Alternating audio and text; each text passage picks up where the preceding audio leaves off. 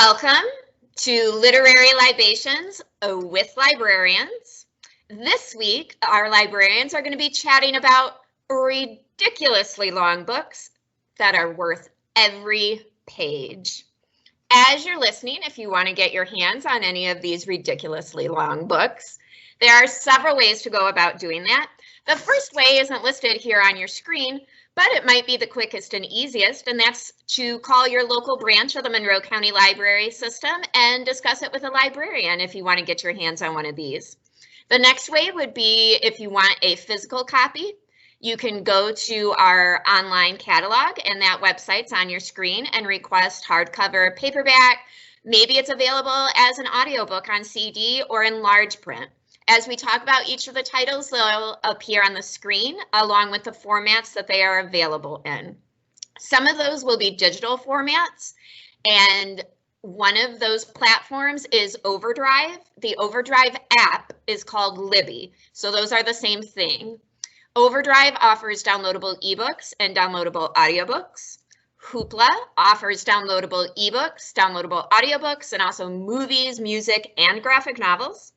RB Digital offers downloadable audiobooks and also magazines and week-long passes to Acorn TV and the Great Courses.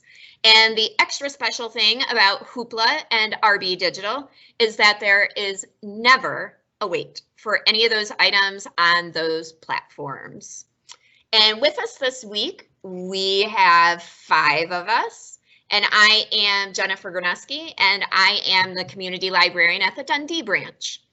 And our introductory question this week, since we are talking about ridiculously long books, is how long have you ever waited for something? Or if you feel like, I don't think I ever wait for anything, I'm impatient, I want it now and I want it as soon as I want it. Or how long would you be willing to wait for something that you really wanted? So in thinking about this, I thought back to my time when I was teaching in San Jose, California, and this would have been quite a while ago, probably about 1998. And I moved there, and one of the things that you need to do when you move is change your driver's license, and I had to get my car registered. Well, in California, that's quite a process because you have to do an emissions test and you got to get your new plates. And I found out that the Secretary of State was going to be quite a wait. So I delayed until I couldn't anymore because I got pulled over for speeding. And my driver's license was out of state, and the lovely policeman asked me, how long have you been here? I'm like, 6 months. You need to go and get it changed. So I went to go get it changed, and everybody told me because, 1998, you aren't doing online appointments at this point. You are just showing up. And everybody told me you need to get there 2 hours before they open in the morning, at least. And so they opened, I don't remember exactly when, but I'm guessing 8 or 9. I showed up there at 6 or 7 in the morning, and there was already a line. So I waited in line, and then you wait to get your emissions test, and then you wait to, get your plates, the sticker that you got to put on the plate. You get a temporary one. It was a process. So I'm guessing, if I had to guess, I was probably at the Secretary of State in San Jose, California for probably 5 to 6 hours, because that's good times. Good times. Yeah. So that's my story of waiting a long time. So we also have with us this week Jen McCarty, who is a reference librarian at the Ellis branch. So tell us about your long wait. Okay, I am going to share a much more fun wait than that one. So when the 7th Harry Potter book came out, I was fortunate enough that my best friend, who is also my cousin, who's also a huge Harry Potter fan. Shout out, Daisha, if you're watch these. Way to go. She went to Columbia University in New York City. And the program that she was in was a program for working teachers. So she was there working on her master's program. And they would do online classes during the school year and then have some in-person stuff during the summer. So for 3 summers in a row, she was able to live in New York City for like 2 or 3 months. And since, I'm going to take advantage of that, we got to go see her. So the year that the 7th Harry Potter book came out, Daisha was in New York City. So she was able to reserve our books early, but the way you had to do it was you had to go to Barnes and Noble at like 10 a.m. or something, get in a line to get a wristband that would let you back in the evening. So we flew in, took a cab from the airport to the Barnes and Noble in Union Station, got in line. We were in line like that wrapped around a New York City block. The people in front of us were locals, and they were really funny. They were like, you came here from Michigan to go to a bookstore? And we're like, well, there's a longer, there's more to it, but whatever. So we had to wait for like 2 hours in this line to get our wristband that would get us our book that night. And then we went back.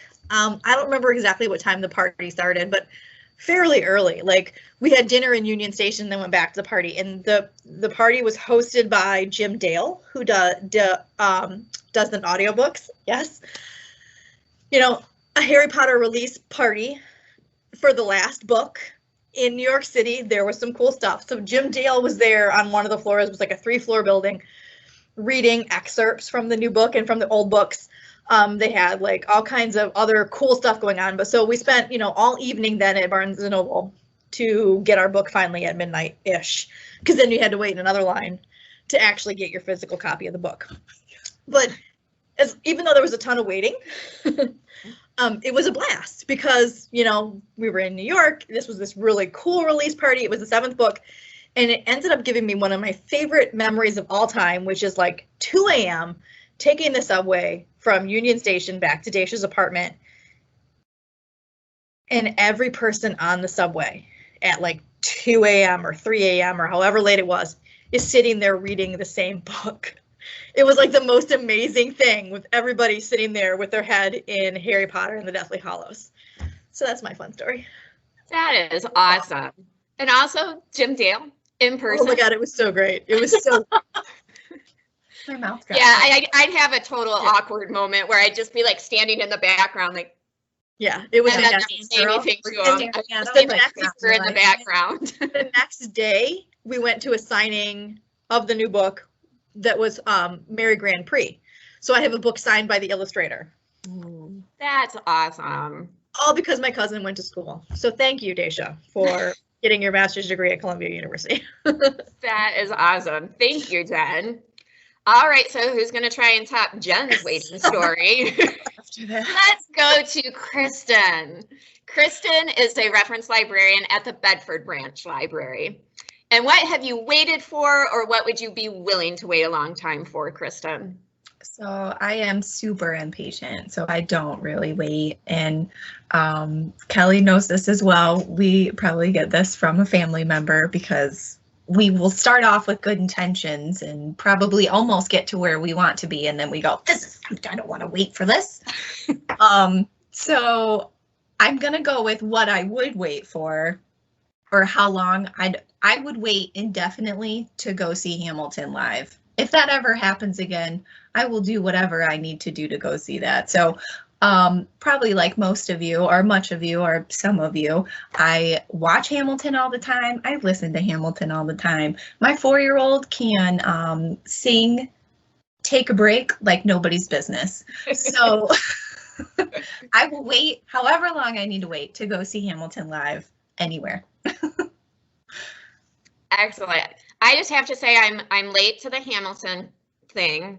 I did not watch it, really listen to the music, know anything about it until it was released to Disney Plus in July. And then Mike and I sat down and watched it. And as soon as it was done, we were both like, that was really good. Of course, the King was my favorite, King George. He's my favorite. The part where he starts dancing. Yes. Anytime he came on stage, I was super happy. Oh my gosh. My boys always want to listen to the 10 Dual Commandments, and I'm like, I don't know what this says about me. Like, what am I teaching my children? Right. So like, there's only certain ones that I'll listen to with the kids. What's the other one? I don't know. There's two of them that they also love Guns and Ships, which I get. It's awesome. Yes. It's just so good. A friend of mine introduced me to that play a long time ago when I was teaching, when it first came out. And I remember listening to the music and thinking, this is amazing. And then for some reason, I did nothing with it and nothing happened. And now, yeah, it came out on Disney Plus and I was like, finally. Yeah. Yes. Thank you, Kristen. All right. Also with us this week, we have Kelly Zenier, who is the branch technician at the South Rockwood Library. And what have you waited for, or what would you be willing to wait for, Kelly? Well, actually, we're waiting right now. We just bought and sold a house, and we closed on our houses last Monday, and now we're waiting to get into the new house, and it has been unbearable because, like my sister, I am very impatient, and I really, really want to get in the house. The sellers they're waiting for their house to be built, so they don't have any control over it, and we're still waiting. It's been 2 weeks, and I feel like it's been, 17 months.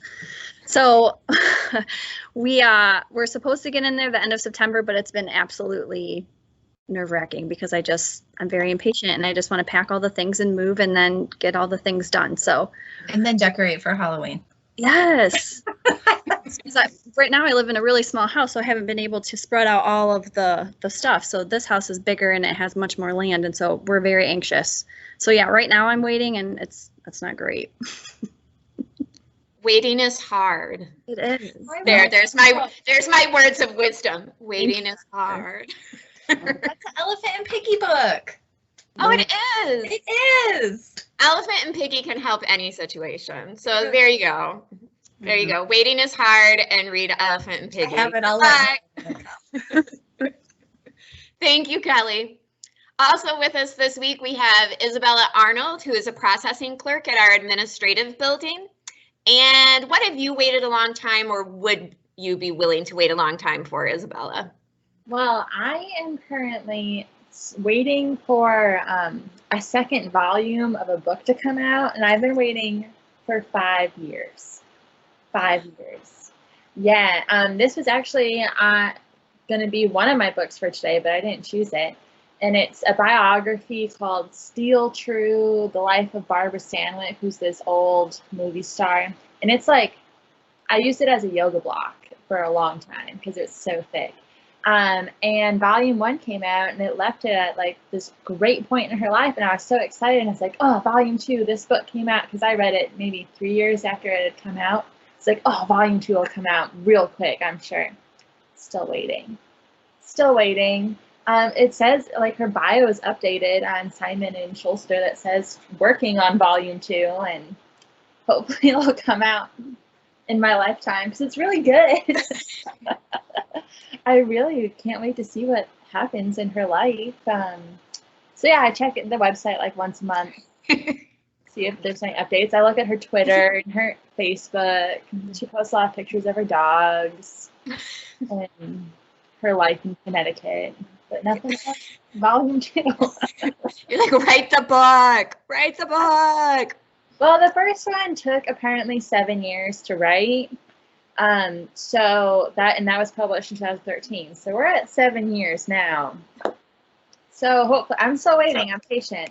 The first, like, right after I read the book, like the first, like, I don't know, 5 months, 6 months, I was like pulling out my hair and trying to like deep dive into the internet to find out when this book was coming. And now I'm just kind of like, do I have to reread the first one now? It's going to be a delightful surprise when it drops. That's right. I'm going to really enjoy it. And you know who's going to be empathizing with you right now? Anybody who's a fan of George R.R. Martin and the Song of Ice and Fire series. Because, dear Lord, write the book, man. One of the books that I am going to talk about, the first book came out in 2007. It's supposed to be a trilogy. We're waiting too. We're still waiting. Yeah. Yes. Those waiting for those books that we really want. It's hard. It's hard. Yep. Waiting is hard. My words of wisdom for this week. I'm a helper. Waiting is hard. So, all right, thank you, Isabella. And now to talk about our ridiculously long books that are worth every page, let's start with Kristen. All right, so my choices were The Host by Stephanie Meyer and The Lord of the Rings. I was going to do just The Fellowship, but when you're talking about Lord of the Rings, you might as well do the entire trilogy. I could probably throw The Hobbit in there too, but we won't get into that. I'm going to try to make this real short. So I'll start with The Host by Stephanie Meyer. This book was suggested to me actually by another librarian. And what I've noticed is when I try to talk to people about this book, sometimes they're like, yeah, that book was fantastic. And other people are like, how did you even get through the first 10 pages? So the storyline is very complex, and I think you have to be in the right kind of state of mind. First of all, Stephenie Meyer, if you don't already know, wrote the Twilight series. And so when this book came out after the Twilight series, I think a lot of people were confused because that series was so big. And then people were like, okay, what is this? It's an alien book. And I'll elaborate more on that. So I think a lot of people were put off by that. So the book is based on two main characters. Okay, so what happens is one of the main characters, Wanderer, is a soul, and when this book is written, the souls or aliens have taken over Earth, and they have been embedded into our bodies and have taken over our bodies in order to control the Earth. Okay, when this happens, the human part, the soul, the memories, everything that we have gets really subdued, and we kind of just go away. And so the soul ends up taking over our bodies. And you can tell when somebody has been taken over because, like the cover of the book, there's a ring in their eye. When Wanderer comes into the picture, most of the humans have already been taken over. And so what's left are the rebellious rebels. Okay, so like these humans they have to be captured by seekers who are as close to like police as you're going to get with the souls, because they're very peaceful people, or peaceful aliens, right? So they're very like calm. They think they're kind of doing the Earth a favor because we don't treat it well. So when Wanderer comes into the picture, they capture this girl Melanie and they implant Wanderer into Melanie. Melanie doesn't go away though. And so Melanie is still present while Wanderer is trying to take over her body. This is where things get really crazy. So, because they weren't crazy. Right. None of that was crazy. This is why I think people are like, I'm done with this, because it gets real complicated. Melanie and Wanderer are continually going back and forth. And because Wanderer is embedded in Melanie's body, she is feeling Melanie's emotions and her thoughts. And Melanie's trying to block her out, but some of these memories get through to Wanderer. And she finds out about Melanie's brother. And I guess he's kind of like her boyfriend, this boy, Jared, that she met up with while they were trying to escape. Before Melanie was captured, she was trying to get to this safe haven where her uncle was and some other people who were still human. The Seekers are trying to get Wanderer to get Melanie to tell her where those people are. Are you following along with me? Two entities, one body. Yes. So Melanie and Wanderer are conflicting right now. Eventually, Melanie and Wanderer create this kind of relationship. Okay, and the book is just about their relationship and how their relationship affects other relationships of people around them. I'm probably just going to leave it at that because I could go more into it and it will get real intense and confusing. When you read the book, though, it's super fascinating. Stephenie Meyer has this way of setting up these characters and these situations, and it's just pretty amazing. There's a lot of ethical questions in it because Wanderer is like a soul being inside Melanie. She also has thoughts and feelings. And so there's situations that come up where Wanderer wants Melanie to do certain things, but Melanie is still present and she wants to do certain things. And the people around them, I will say that Melanie ends up getting back to her uncle, but of course she has the rings in her eyes. She has a soul implanted in her. And so they think that she is not Melanie anymore. So they end up holding her hostage and keeping her separated from everybody, when in fact Melanie is still in her body. So it gets really crazy and there's a lot of different relationships going on, but it was a great book. I liked it a lot. I think that's why some people are kind of put off by it because of everything that's going on in it. But if it's such a departure from like if you only know Stephenie Meyer from Twilight, exactly, you can't judge it by that. The host is so It's much more complex. It's much more intriguing. Like I was really dense. I feel like in the situations and it's just you got to wrap your head around it and kind of think like, what would I do? Yeah, I was excited you picked this one because I was like, yes. You don't realize how empathetic you feel towards Wanderer because you think Wanderer is the protagonist. Like, that's the enemy. They're in Melanie's body. Like, Melanie's a human. She has thoughts and feelings too. And so it's really conflicting as a reader because you start thinking about Wanderer as a person in itself. It was a very great book. The next one is The Lord of the Rings, which is a really well-known trilogy by J.R.R. Tolkien.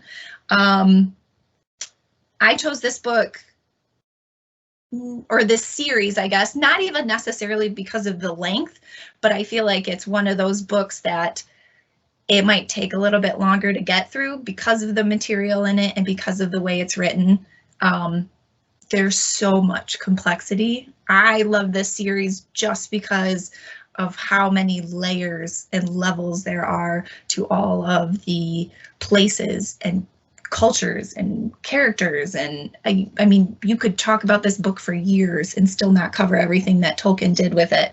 But the basic storyline is the Dark Lord Sauron made rings. He made one ring that rules all of them, and that was kind of his way to conquer Middle Earth, which is the land that all of this is set into. That one ring ends up getting in the hands of Bilbo Baggins. He ends up taking it from this creature golem, and Bilbo doesn't realize that that's the one ring. He ends up giving it to Frodo. Frodo and Gandalf find out that it is the One Ring, and then they're like, oh man, like we need to get rid of this ring. So Frodo starts this journey, which would be the Fellowship. He ends up coming together with Legolas, who is an elf, Gimli, a dwarf, a couple other hobbits go with him. You have two men. You have Strider, who is actually the king of Gondor, unbeknownst to everyone else. He keeps it kind of secret. And then Boromir. So the whole premise of these three books is just the journey of Frodo and the people around him and how they're trying to get the ring into the fires of Mordor so they can destroy the ring and in return hopefully destroy Sauron. Even though at the end they don't really specifically say that he's gone, but they just assume that like, okay, if we destroy this ring, most of his power is gone. And so there's a lot of war scenes in it. If you've watched the movies and haven't read the books, I highly suggest reading the books still because there's quite a bit. I feel like the movies really amped up the love story and really left out a lot of the detail in the different areas of the characters, like how many different elves there really are. And even like the orcs, like there's like I don't even know how many different kinds of orcs, but they all have like their own personalities and their own way that they do things, and they don't even get along. So lots of intense things going on in that series, but it's an amazing series. If you like to sit down with a book and just get lost in it, read The Lord of the Rings. It's great. I've tried. I read The Hobbit, and I've tried to read The Lord of the Rings, and I can't get past Tom. I call him Tom Bumbleberry, but I know that's not his name. Right. But he's the guy that comes along really early on in the book, and he's like telling these stories, and they're all poems, and I just need to like flip through those. But I never make it past poor Tom, and then I'm like, nope, reading something else. And I feel like I would like these, and I love the movies for what the movies are. Mm-hmm. But yeah, they're on my list. Complicated. Like they're so good, but I mean it's complicated because there's so many people and there's so much backstory that's not necessarily necessary, but it's cool. And then you have the fact that Tolkien is like crazy and invented languages. Right. You know, like he literally invented those languages long before he wrote the books. So like the books are based around the languages. Yeah. But also there's so many of course, I went down a rabbit hole once I revisited this, and I was like, oh my gosh, there's so many things. Like, apparently, you know, like he served in World War I, and so World War II was happening also when this book came about. And so, yeah, there's a lot of references and influences from things that were actually happening. I read somewhere that in the Two Towers, that's when, in the Two Towers, I feel like that's when the dark side, you really get an idea of what they're planning and how things are coming together for them. And so he talks a lot about how they are clearing out the land and they're digging these deep holes and they're creating these this machinery and they're creating these orcs, and it's chaos and it's dirty and it doesn't align with anything that like the elves are a part of, which is very like clean and bright. And I read that he associated that with like industrialism versus, you know, like the way that the land should be. So there's a lot of, you could go down a huge rabbit hole, but I feel like The Hobbit, if you read The Hobbit, you're still getting a lot out of it. So like, even if you don't do The Lord of the Rings, go for The Hobbit. The Hobbit is easier. Yeah. It just is. Like I could make it through The Hobbit, and then I got stalled with poor Tom Bumblebee. It goes in waves too. Like there are parts in the stories where you're like, oh, this is kind of slow, but it makes up for it. Yeah. Thank you, Kristen. I'll take your word for it. I haven't read or seen I know, Kel, I'm watching your face and you're like, this is nothing to do with this. I know. I was hoping Kelly's face would show up on the screen when this, you know, because we don't get to decide whose faces show up when we record this.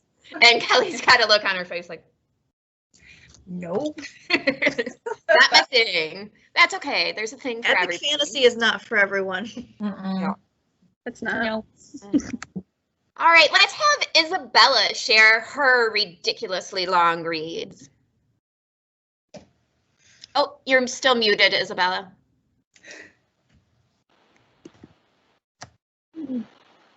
Rookie mistake. So my first book is The Goldfinch, which was actually also my beach read. And it's long. It's like 800 and some pages. It's pretty thick. You have it on your Kindle with Overdrive. It's easy to tote around now. And it's a story of, it's a coming of age story of a boy. And it kind of goes through like his relationship with his mother. Beautiful relationship. And then something tragic happens. And then his relationship with his first dysfunctional family and a relationship with his second dysfunctional family, and his best friend, that they have just this magical chemistry when he finally meets his true best friend. And then he gets his third family, but it's a great family this time, him and Hobie, and they create this world around themselves, this like protective world. And then, you know, he makes some poor choices, and he goes to Amsterdam, and a lot of crazy things happen, but it's just this kind of journey of this young boy through life, moral, what's right, what's wrong. He's just very troubled.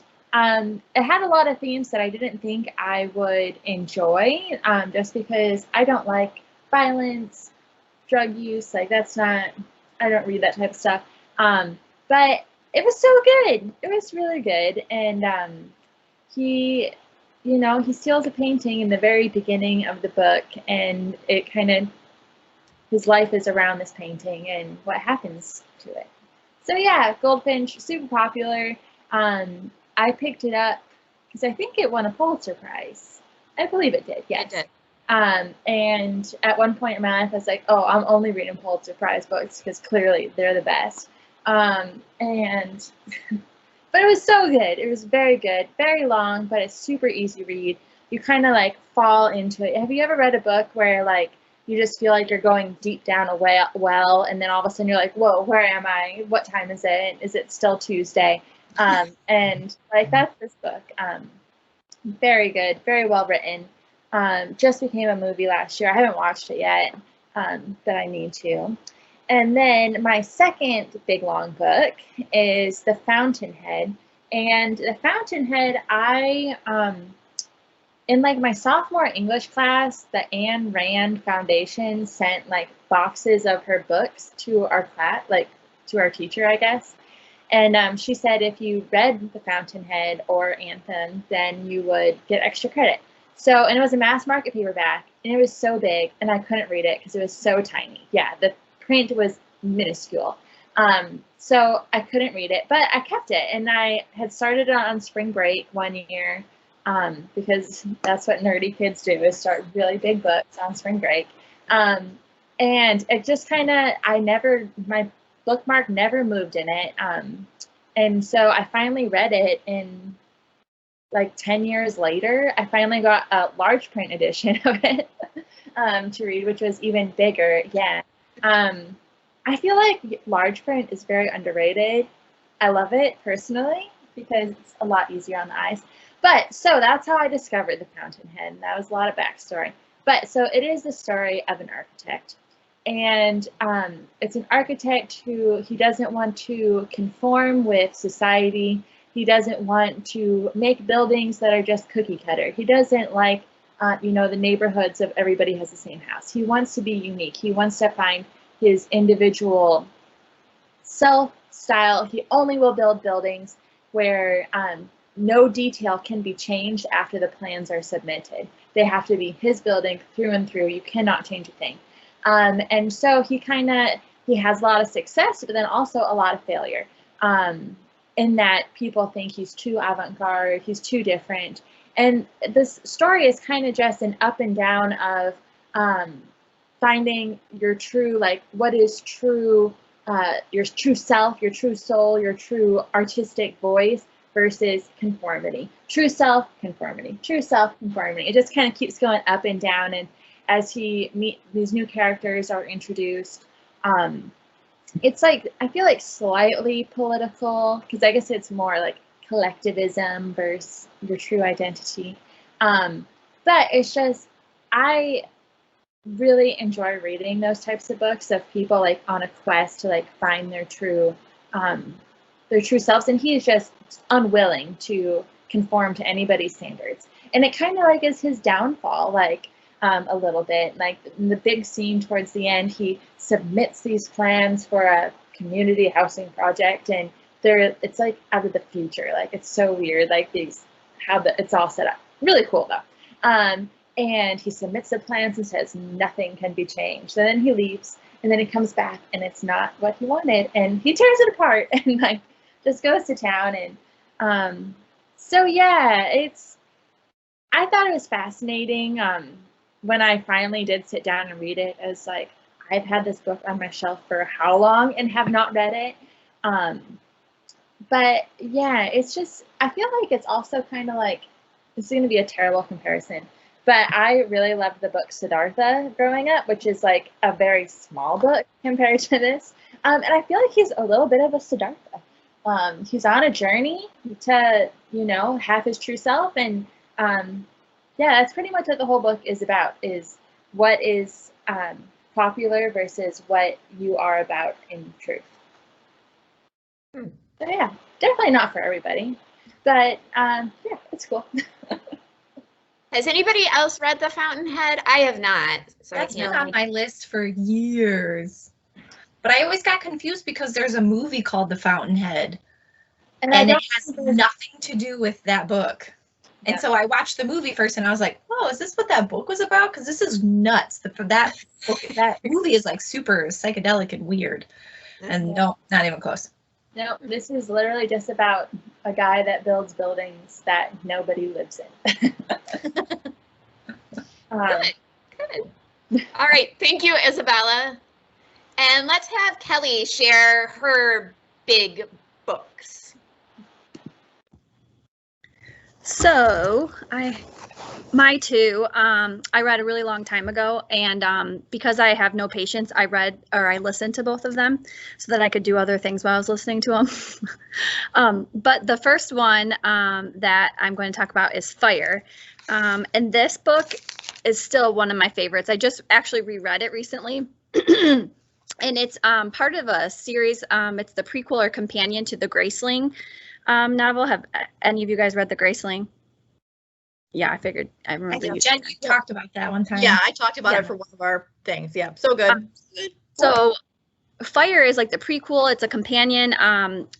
none of the lands or realms or anything line up with the first book. This story is based in a different realm than Graceling. It's called the Dells. There's no Gracelings in these realms, but there are monsters. And they're creatures that are matching normal animals, but they're more vibrant and beautiful. And they leave those around them without any logic. They have more powerful or magical aspects. Fire is the main character of the story, and she's half monster, half human, and she's the last of her kind. She's unbelievably beautiful. She has this beautiful red hair, and she has powers that no other monster has. She has powerful skills that can read and change the mind of people around her, and making them do things against themselves that they don't even realize. People who look upon her long to possess her, to woo her, to love her, and to even kill her. So the monsters around her are attracted to her blood, and they want to kill her. And then the humans around her want to possess her because she's so beautiful. So she has to hide her beautiful red hair because that attracts more people. So as war looms in the realm that she lives in, King Nash and his brother Briggan ask for Fire's help in the battle that they're about to do. So she leaves her life and she travels with Nash and his brother Briggan's army, where exciting adventure awaits for her. It was it's a long book, but I feel like every page had something to keep you on track and exciting. There's war, there's a little bit of romance, but my favorite part about this book is Fire, the character Fire. Kristen Kishore creates these really strong, independent, inspiring women characters. Like they're okay with themselves. They find acceptance in themselves without the typical marriage and children life. They find love, but they're just so powerful and intelligent. And I love that about her books. So Fire is a great read if you're looking for a strong female character. The second book is a little bit more deep and heartbreaking. The Book Thief is a historical fiction novel, and there's so many different levels, and I'm going to try not to talk too much about it because I don't want to give too much away for those who haven't read it. How many of you guys have read The Book Thief? I have. Okay. It's pretty much amazing. So Death is the narrator of the book, which in and of itself is fascinating, but he tells the story of Liesel. And Liesel, the book starts out with her journey with her mother and her brother on their way on a train, and her brother suddenly dies and they have to bury him in the side of the railroad tracks. So they continue their journey to Mulking, where she will be raised by her foster parents. Hans and Rosa Huberman are the couple that take Liesel in, and she's getting used to her new family, but also the loss of her brother. She's haunted by the loss and the death of him, the sudden death. But as she settles into her new life, she goes to school, she befriends a boy named Rudy, and that's when Hans finds out that she can't read. So he takes it upon himself to help her read, and she just becomes fascinated with it. And in the town, the political situation in World War II is starting to unfold in Germany, and it's becoming serious. And so the town holds a bonfire, a book burning, to celebrate Hitler's birthday. And at the end of the party, Liesel goes and steals a book from the flames and takes it home with her. Hans has been helping her learn how to read, and she just can't get enough. She starts to do deliveries for her mother to deliver laundry to the mayor's wife, and she finds out the mayor's wife has this huge library, and she invites her in and lets her read in the study when she makes her deliveries. Times are getting hard, and the mayor's wife says she can't accept deliveries anymore. She can't do the laundry anymore. So Liesel starts sneaking into the mayor's house and stealing books from the library.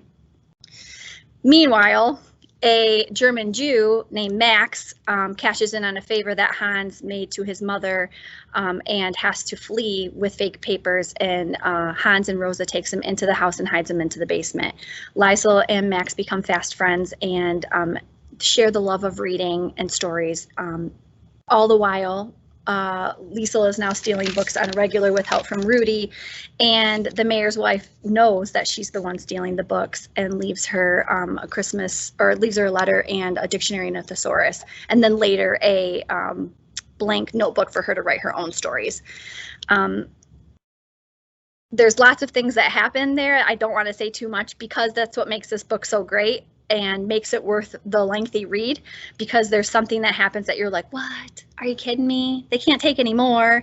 But, you know, it's World War II in Germany and it's an intense time. So I'm going to leave it there, but it's heartbreaking and lovely, and just the aspect of death telling the story.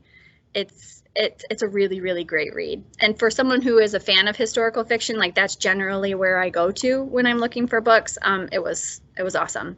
I did read that Marcus Zuckus,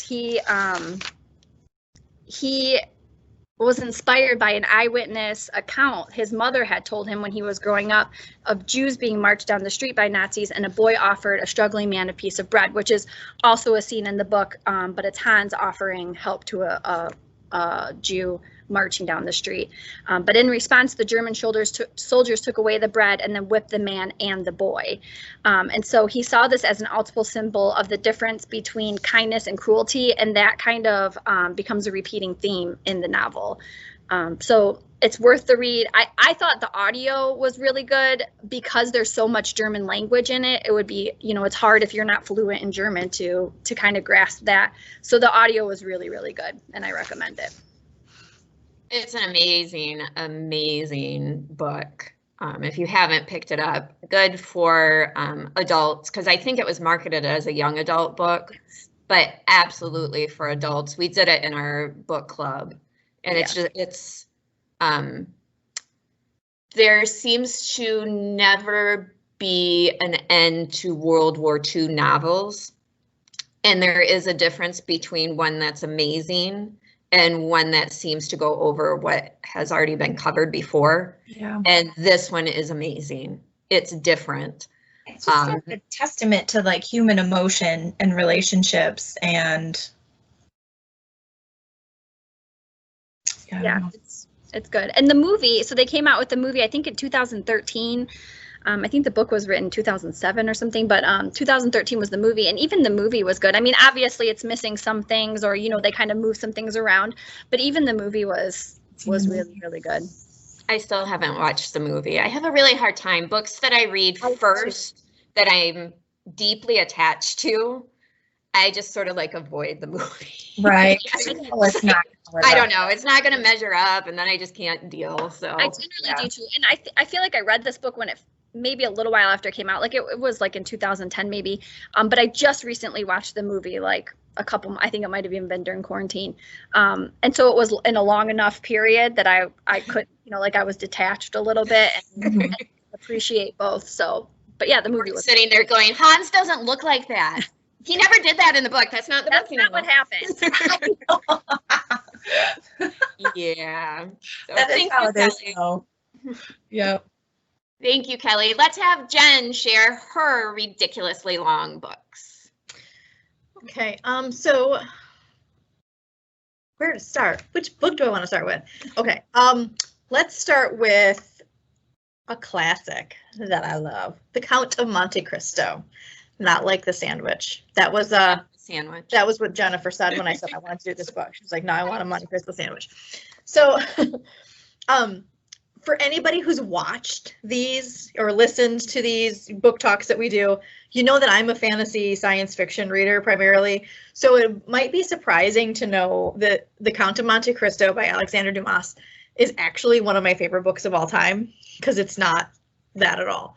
And I love this book. It's very, very long. It's it's a classic, but it's got like everything. So The Count of Monte Cristo starts off with Edmond Dantes, and Edmond is young. He kind of has everything going for him. He is the first mate on a ship that the captain has just died, and he finds out that he's going to be made captain at 19, which is like unheard of. He's got this gorgeous girlfriend named Mercedes, and he's about to propose to her, and like everything is coming up roses for Edmond Dantes, which upsets a lot of people. So there's his neighbor who's just super jealous. There's another person who was the treasurer, I believe, technically is what the total title was, on the ship, who's jealous that Edmund is now going to be a captain so young. There's a guy named Fernando who loves Mercedes, and so he's mad that, you know, Edmund got the girl. So they come together and they hatch this plot. What can we do to ruin Edmund's life? So they discover that on his last mission, or on his last, you know, voyage, he delivered a letter to Napoleon. This book is set when Napoleon is in exile, and that's not cool. So they come up with this thing. They accuse him of being a traitor. He gets arrested. Initially, the person who, you know, is going to charge him, I can't remember the exact title, basically like the prosecutor, more or less, is like, they're just messing with this kid. Like, yeah, he delivered this letter, but he didn't know what it was. It's not a big deal.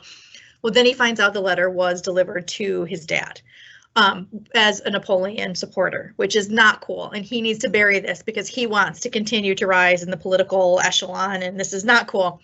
So he sentences on the day of Edmund's wedding. He gets arrested. He gets sentenced to the Chateau d'If, which is like the worst prison in the world. He's sentenced for life. So this 19-year-old kid who has everything suddenly loses his, you know, on the day of his wedding, he gets arrested. Well, while at the prison, he meets this old abbé who takes Edmund under his wing, and he starts teaching him stuff. He teaches him languages, and he teaches him history, and he teaches him, you know, basically educates him. Then he also tells him, hey, by the way, got this treasure. Stashed it away. If you ever get out of here, here's where it's at. You go find it. You do something with yourself. So Edmund ends up escaping and decides he's going to do two things now. He goes to the treasure is on the Isle of Monte Cristo. He goes to Monte Cristo. He gets the treasure. It's really there. It's really huge. This is awesome. He decides he's going to do two things with his newfound riches. He's going to reward the people who tried to help him, because there were a couple people that did, you know, speak up for him. And he's going to punish the people who did this to him. So like the second half of the book is basically a revenge story. And it's complicated because throughout the way, Edmund, you know, he becomes the Count of Monte Cristo. He takes on another persona of an abbey at some point, so he can get dirt on one of the people. He basically blackmails and does all kinds of crazy stuff. He has a couple of them more or less destroy their own lives with his help, but he goes about getting revenge on the people who destroyed his life and then rewarding the people who helped him. It's just this crazy tale of revenge and reward, and you know, you don't know if you should still like feel bad for him when he's doing some kind of crappy stuff, or if you should be like, just take your treasure and go. But like, he lost the love of his life, he lost his ship, he's lost all of his things, and it's just so good.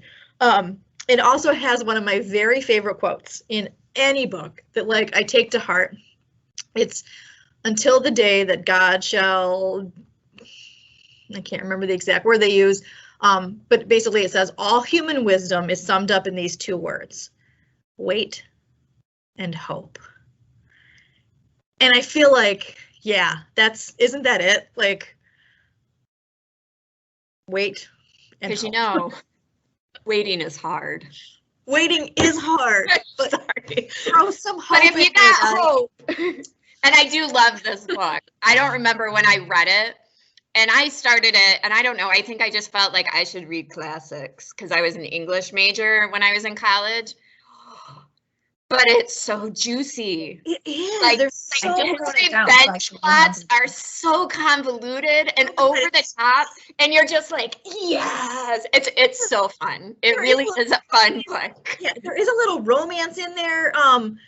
You know, like Edmund, part of his thing then when he's the count is he's trying to, part of his rewarding, like there's a couple of young lovers and he wants to make sure they live happily ever after, and so he does stuff to help them. But like, he doesn't want them to know. It's super convoluted. It's super complicated, but it's great. But it's good. It's so good. It's like, you know, soap opera of, you know, the whatever this was published, 1700s or whatever. Good times, Count of Monte Cristo. My other book, definitely much more in my normal wheelhouse, is The Name of the Wind by Patrick Rothfuss. And I'm just going to tell you guys, I mentioned this a little bit at the beginning. If you don't like waiting, you may want to put this one off. So The Name of the Wind is supposed to be the first book in the King Killer trilogy. This book came out in 2007. The second book, Wise Man's Fear, came out like 5 years later.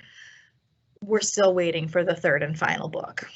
So if you don't want to wait, you may want to give Mr. Rothfuss some time to write the final book before you jump in, because Waiting is hard. I love this book. Waiting is hard. Love this book. So The Name of the Wind is high fantasy, on the level of like a Lord of the Rings. So there is a lot of story. It's a little bit complicated. It's not a super easy read, but once you get into it, so good. This book takes place, theoretically, the trilogy is going to take place over 3 days. As the main character, his name is Kavoth. I think I'm saying that correctly. I've never really gotten it 100% correct. He is now an older gentleman. He has an inn, and this traveler comes through and he recognizes him for who he truly is. At this point, he's living as a man named Coat. And he says, hey, look, tell me your story. So he tells him, I'm going to tell it to you over 3 days. So that's where the trilogy is supposed to come in. He's supposed to be telling you. So The Name of the Wind is technically the first day of him telling the story of his life. And why his story is so fascinating is because he has become this sort of mythical, legendary person known as the King Killer. And you don't really get the whole story of why he's gotten this name, what has really happened. And it's him telling his history. The world that they live in has magic, but it's more like a science. And Kavoth was raised in a traveling like minstrel group. Something happens to his parents and he has to go to this place and he's a beggar and he picks up all this stuff. He ends up going to a university to study, and this is where he gets really good at magic. And there's this like story about him that he was thrown off of a super high tower, but because he knew the name of the wind, he was able to call it and save himself. It's just, it weaves all these sort of things. It's got like sort of medieval, that sort of world of like, the higher class and the lower classes. And it's got the magic, but like I said, it's more like a science, but then there's all this like music stuff. Like he tries to pay his way through school by playing music because he was raised as in this traveling like minstrel kind of thing. The plot is like so interwoven with all these different things, but it's so immersive. This is one of those books that once you're in that world, you're like, I want more, I want more, I want more, which is why I'm saying if you are one of those people that doesn't like waiting, you may want to wait. But this is one of my favorite books that I've read in, ever. I've read it twice now. If the third book ever comes out, I'm going to have to reread the other two because I need to catch myself back up. But I highly, highly recommend this story if you like fantasy at all, or if you just like really well-crafted worlds. The Name of the Wind is incredible. I've had that on my list for a long time, but also, like you said, because the third book hadn't come out yet, I was like, just gonna wait, because I tend to forget what happens. So. I will definitely have to reread because I know there's a lot of little things that I don't remember. But I really, really love this book. And that's going to kind of sort of transition us into mine, because the first one that I am going to talk to, usually if people say they like Game of Thrones, The Name of the Wind is a book that I recommend to them, because while I haven't read The Name of the Wind, it's also one of those world immersive, lots of things happening. And so A Game of Thrones is the first book in the Song of Ice and Fire series by George R.R. Martin, which currently has, I want to say there's 5 books. I have read all of them. I think we're waiting on the 6th book. So clearly, if you've watched the television series, and you know about the books, you know that the television series has had its ending, it is done, but George R.R. Martin is still working on the books. I personally happen to be of the opinion that I sort of hope that the books go in a different direction than the TV series did, but everybody's got an opinion on Game of Thrones if you watch the show. I also don't happen to be a super fan, so if I speak or say a name incorrectly, I am a casual fan who thoroughly enjoyed the books. I came to this because, you know, the TV show came on HBO, got all sorts of hype. About a year later, it came out on DVD. We watched it, and I was enthralled by the different houses and the political intrigue. So I picked up the book, and I love the books better than the TV show. There's just a lot more in them. Each book can run anywhere. I read the paperbacks, so the paperbacks are anywhere from about 550 pages to 800 pages. So they're big, but there's a lot in them, and there's a lot in them because it's got something for everybody. Do you like action? It's got action. Do you like battle scenes? It's got battle scenes. Do you like sword fights? It's got sword fights. Do you like sword fights with flaming swords? It's got flaming swords. Do you like political intrigue? Got so much political intrigue, as it seems like pretty much everybody in Westeros wants to rule Westeros. You don't hear too much about the, you know, normal folks who are like, I don't know, I just want to make it through today. No, you're not hearing about them. You're hearing about the people who want power. And those people could be political, they could be landowners, they could be the religious leaders, they could be people from across the sea. So many people want to sit on the Iron Throne of Westeros. Do you like your books with surprises and sudden losses that change the book entirely and could happen at any time? George R.R. Martin is known for that. None of your characters are safe in a George R.R. Martin book. They could be gone at any moment. But I also sort of love that, because the ones who you lose change the entire direction of the book, because suddenly that vacuum of power means that somebody else has got to move in there. And so all sorts of things result every time you lose someone. Do you like complicated characters? You got those in spades. The way Game of Thrones is written is that every chapter is from a different character's perspective, and you'll go back to characters so you get to know them. Complicated characters, people that you think, oh, they're mostly good, suddenly do something that you're like, wow, that was a terrible thing to do. Can I still like you? Can I still root for you and cheer for you? Do you like humor? There's all sorts of humor in Game of Thrones. Do you like villains? People that you love to hate? Some of the best villains ever.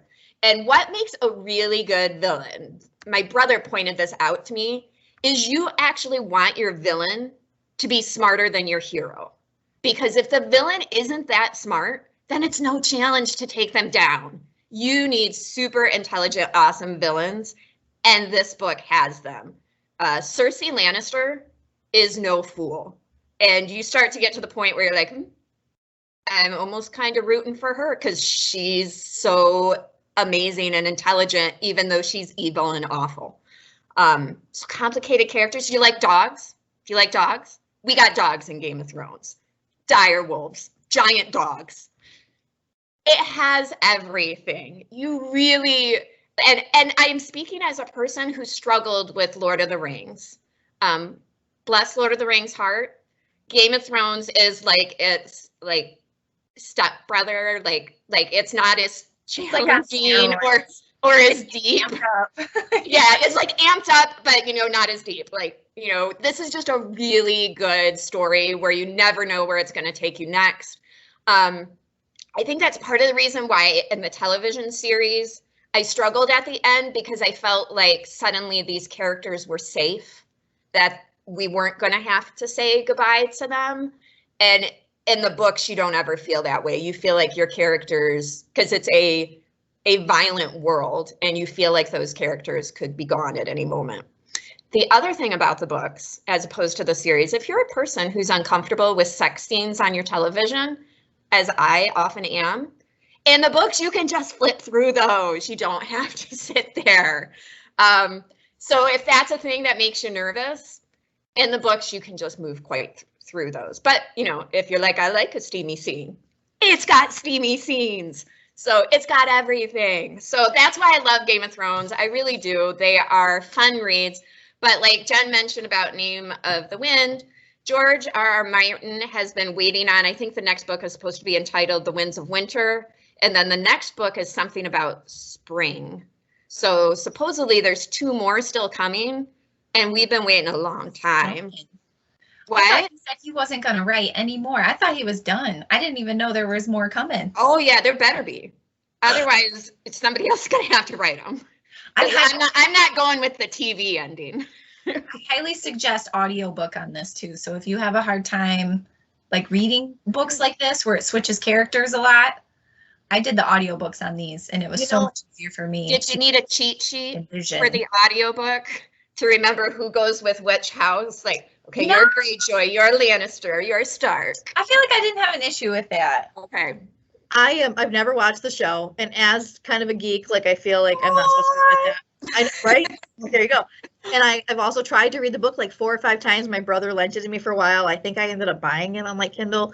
And I just, I don't know if it hasn't been like the right frame of mind for me, but I just have never been able to do it. And I know I will like it. I know it's 100% in my wheelhouse. I just, someday you'll be like, yep, picking out. I can see Kelly shaking her head. You want to know what if you just tried it, Kelly, you'd be like, oh.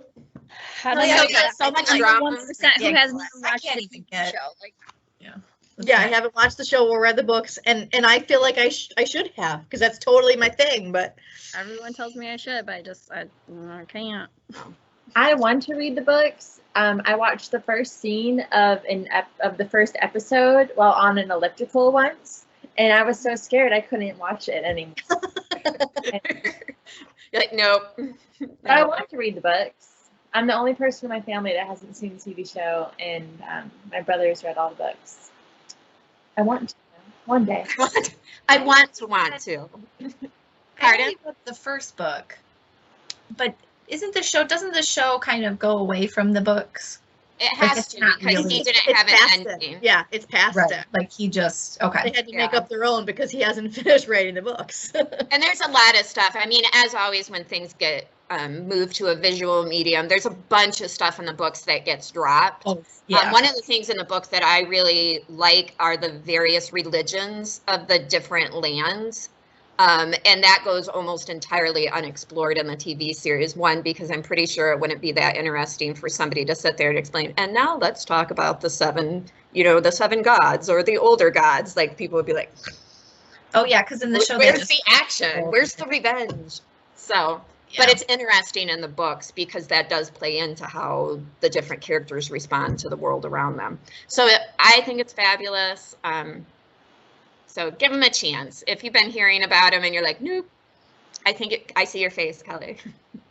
Give it a chance. I'm gonna talk to somebody to have it like piped in over at South Rockwood, so you're forced to listen to it. You'll be like, where is that? Turn it off. And no, you won't be able to. You'll be stuck. All right, my other book is entirely, as Jen would say, in my wheelhouse because it is a horror novel. It's been a while since I've read this one. I read this back in like 2007, so give me a moment. I'm going to use some of what the book description is and then some of my review from Goodreads at the time. It is Night Film by Marisha, and I'm going to pronounce her last name wrong, but it looks like Pestle. And the story begins on a damp October night when the body of 24-year-old Ashley Cordova is found in an abandoned warehouse in Manhattan. And her death is ruled a suicide, but investigative journalist Scott McGrath doesn't think this is true. Ashley happens to be the daughter of Stanislaus Cordova, a cult horror film director.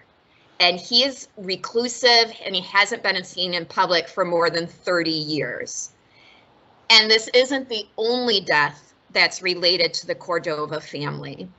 And so McGrath decides to start investigating Ashley's death and not only out of curiosity, but he's also driven by revenge and a need for the truth.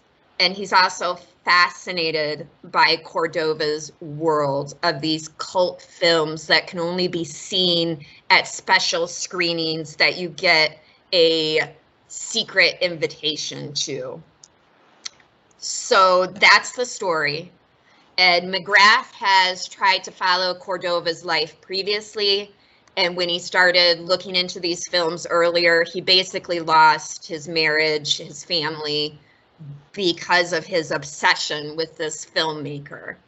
The format of the book itself has a lot of, in movies they would call it like found footage, but in the book it'll be like screenshots from the movie or ticket stubs or scripts, and they look like scripts, like photographic. So it's a very interesting format to the book as well. And so as the journalist McGrath is investigating this death, you are getting all of the same clues at the same time he is. So it's got that mystery element to it. And then in my description, I describe the book. It's a horror novel, but it is slow building. So unlike Game of Thrones, where there's going to be stuff happening all the time, this one has a slow build. It is ambiguous, so be prepared for that. If ambiguity is not your thing, you like very firm, clear answers, probably not going to get that. And it's full of philosophical questions about life and about reality and how we create our own reality. In thinking about the novel, after I read it, and this is in my review, I said one of the things that I actually liked best about it is that the horror is almost entirely off page. And I don't know how to describe that in a book, but you know, on a movie, it's, you know, somebody's being killed, but you aren't seeing it. Here, it lets you know that somebody was killed, but it's not necessarily giving you all of the graphic details. So it's almost entirely off stage and it's implied. You think you know what happened, and you kind of assume based on the clues that you got, this is what happened, but it's not, again, this is ambiguous. It's not giving you real firm, clear-cut answers. And I said that I also like the tension between the supernatural. It's a horror novel. Almost all horror novels by definition have a supernatural element, and what is real. And again, you don't ever get a firm answer. So you're kind of left to decide which answer would I like. Would I like the supernatural answer, or would I like the one that's grounded in what we can see, touch, feel, and know? So it deals with a lot of those elements. And then there's a group of 3 investigators that you get to know throughout the novel. And at the very end, they're kind of on their final night. This is where the answers are going to be revealed, and they're having a big celebration. And I just love that scene because it's kind of like your Scooby gang getting together for the last time. So it's got great characters that I could relate to. I loved the format of it. I did say that I would have ended the book about 2 to 3 chapters earlier, because as I said, she sort of lets you, it's not choose your own adventure or anything, but she lets you sort of determine which ending would you go with. And I would have gone with a different one, but she's the author. She can do what she wants with it. So overall, I said it's a literary philosophical tale in the guise of a horror story, and it's good. And I gave it 4.5 stars, but I said I might come back and give it 5. So that's Night Film. Not for everybody, maybe not even for every horror fan, but I think if you want something to sink your teeth into, and it's about 600 pages, and it's a little different. So kind of one of those maybe lesser known oddball choices if you want a ridiculously long book that was worth every page. So thank you, everybody, for sharing your long books this week. And next week, we are talking about, what are we talking about next week? It is, what is it? Is that the library week one? Yes, because next week is National Library Card Sign-Up Month. Oh, And yes. so we're going to be talking about books with libraries or librarians in there somewhere. So join us to talk about librarians next week. something we know a lot about. So that'll be fun. So thank you for listening. Thank you for participating. And I hope you all have a great week. Bye.